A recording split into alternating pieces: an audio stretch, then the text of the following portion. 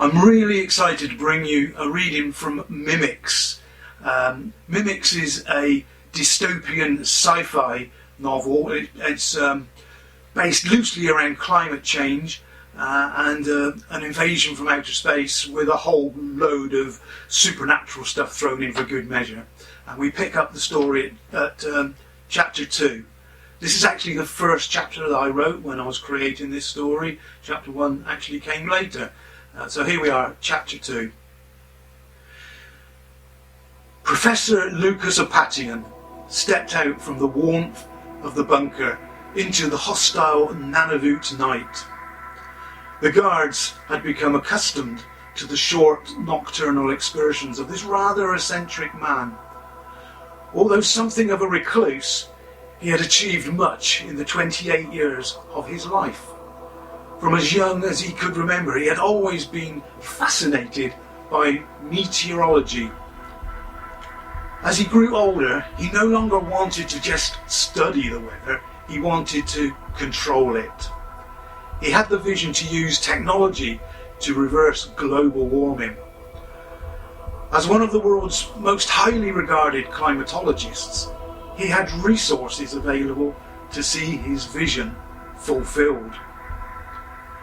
The guards had questioned his sanity at first, but Apateon had explained in an extremely long-winded scientific manner that he doesn't like inhaling second-hand air. The oxygen scrubbers built into the subterranean structure were perfectly adequate, but they could never provide him with the breathing sensation he was about to experience. A green curtain of celestial light danced hypnotically in the Arctic night sky. The aurora borealis never ceased to impress him. Even though he had seen it thousands of times in his lifetime, he stood gazing in awe and amazement, imagining the string section of an orchestra playing softly in time with the gentle movements. Every night it was a different display, and it left him mesmerised and entranced. The beauty left him speechless, but his next act would truly leave him physically breathless. He took hold of the safety line that led from the entrance of the building to the helipad next to the satellite antenna. A modest tin structure also housed a few snow vehicles. Just a few steps away from the building was always enough, as he could instantly feel the snow and the wind buffeting his goose-down suit. Looking directly into the oncoming wind, he took a deep breath, counted to 3, and quickly removed the protection of his face mask. The sensation was exhilarating as usual, but tonight felt even more exciting as he felt the surge of adrenaline hit his heart. He believed that if the sound of the wind were to drop, he would hear his heart beating with the percussive sound of the orchestra accompanying the increasing crescendo of the string section. He was holding his breath, savouring the moment as he felt the moisture in his nasal passages begin to freeze. It was a sensation that he had become accustomed to, and as he slowly exhaled, he could feel the warm air from his lungs. He described the whole experience as his Arctic facial, and encouraged others to try it, remarking that it made him feel alive. Little did he know, though, that this would be the last time that he would ever experience this arcane moment of self-indulgence. He could feel the power of the snow cleaning the pores of his skin, melting from the warmth of his skin and refreshing him. Although he also knew that he could only allow this masochistic treat for a few minutes. As the snow melted, it would begin to freeze on his face. He knew how deadly Arctic blizzards could be. Without sufficient clothing and shelter, you would die in a matter of hours. The thought alone was enough to send a fresh surge of adrenaline through his veins as he carefully replaced his mask and made his way back towards the safety of the airlock. The door behind him closed with a sucking sound as he removed his mask and hood just before the doorway in front of him opened.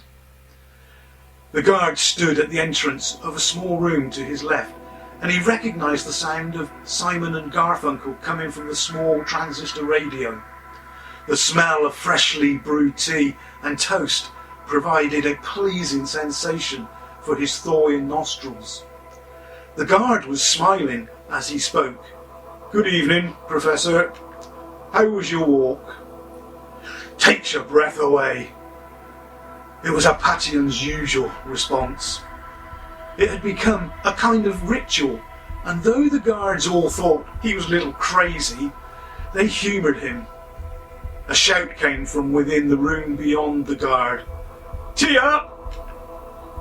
The professor scurried on down the brightly lit passageway and giggled to himself with the thought that the armed forces and security services of this world existed actually on tea and toast out there. He wondered how they would all manage if there was no tea or bread or biscuits in the world. Would it be classed as a disaster? He reached the mess hall. The motion sensors reacted to his approach, and the lights flickered on, as they always did. One of the fluorescent tubes continued to blink erratically, but no one else was around to be bothered by it. He was relieved because he always preferred to be alone. He struggled in social settings. It was not that he didn't understand social skills. He was just an extreme introvert and was happiest when he was alone. It was late, so he decided to head for his personal quarters of office come bedroom. The room was utilitarian in appearance, sufficiently functional but very stark. The bed was a welcome sight after working 16 hours straight through. Typical workaholic tendencies, but he would have it no other way. Before lying down, he took a look at his face in the mirror. His skin looked fresh, with a warm glow after coming back in from the sub-zero temperature. He hid behind a thick, set beard, a barrier that seemed to hide his fear of people. No one was aware of his insecurities. Why would they be? He was in charge of this facility, and people respected who he was and what he was capable of. The bed broke his fall, and he quickly drifted off to sleep. He had a weird dream about Alice in Wonderland. It was snowing heavily, and they were all drinking tea. The guard that he had chatted to earlier was there, and he was laughing at him. He felt hurt, as if he was being ridiculed. Alice didn't walk. She hovered like some kind of alien being. She reached out to take his hand, and as she touched him, he too levitated from where he was sat. The guard laughed louder, but Alice squeezed his hand tighter, telling him not to worry. The image in his subconscious mind started to change. It was fading, as if a static interference was wiping it away, and the image in his dream turned to a bright white light. He awoke suddenly, still dressed in his clothes from the previous evening. The clock on the wall told him that it was just a few minutes past 4 a.m. The lights were still on, and he made his way to the same mirror that he had just looked into 5 hours earlier. Filled with sudden anticipation, he gazed into the mirror.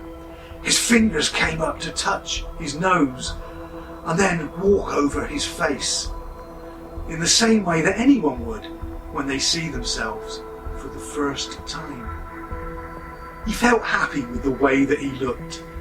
A young, fresh-looking face peering back at him, pale and ruddy in complexion.